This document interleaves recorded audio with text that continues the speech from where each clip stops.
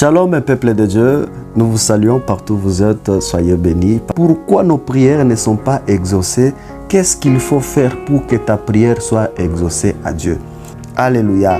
Voilà pourquoi vous allez voir dans la prière de Anne, Anne s'adressa à Dieu avec une promesse. Tout ce temps, Anne souffrait. Mais le jour que Anne avait dit à Dieu, si tu me donnes un enfant mâle, je le consacrerai dans le Saint-Temple. C'est le jour que la prière de Anne était exaucée.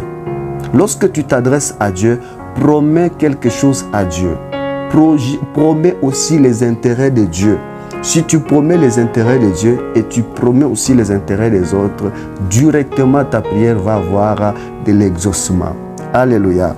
Dieu n'exauce pas de telles prières qui portent sur l'intérêt personnel ou égocentrique. Dieu n'exauce pas de telles prières. En Jacques chapitre 4, verset 3, la Bible nous dit « Vous demandez et vous ne recevez pas parce que vous demandez mal dans le but de satisfaire vos passions. » Nos intérêts à nous, c'est satisfaire tellement nos cahiers de charges. On a beaucoup de choses à demander. Dieu n'exauce pas tellement de telles prières. Quand de même, il est notre Père pour exaucer, mais il faut qu'il y ait aussi les intérêts des autres. Vous demandez et vous ne recevez pas parce que vous demandez mal. Qu'est-ce qu'il faut maintenant? Il faut commencer à promettre les intérêts de Dieu. Que faut-il faire pour que Dieu exauce ta prière? Première des choses, faites connaître tes besoins maintenant à Dieu. Ça, c'est très important. Faites connaître tes besoins à Dieu. Nous sommes en Philippiens chapitre 4, verset 6. La Bible nous dit ceci, « Ne vous inquiétez de rien, en toutes choses, faites connaître vos besoins à Dieu par des prières et des supplications avec des actions de grâce. » Ça, c'est très important. C'est pour cela que nous allons voir ce que signifie d'abord la prière.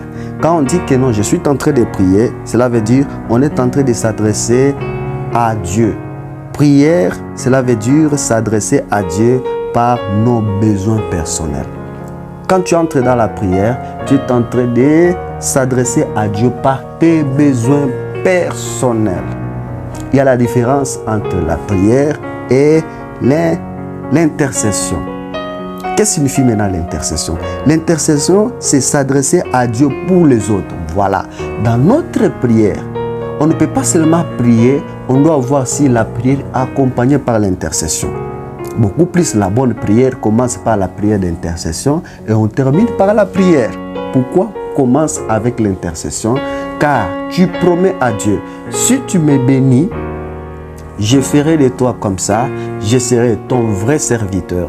Mon argent va servir dans ton Saint-Temple.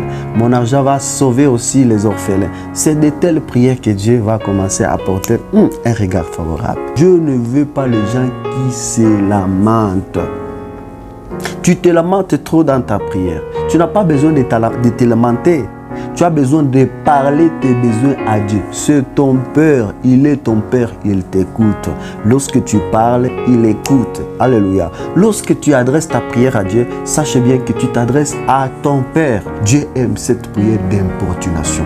La même requête, je commence le matin. La même requête, je commence à midi. La même requête, je recommence encore le soir. Jusqu'à ce que je rappelle à Dieu, Dieu se sent obligé de répondre à mes besoins.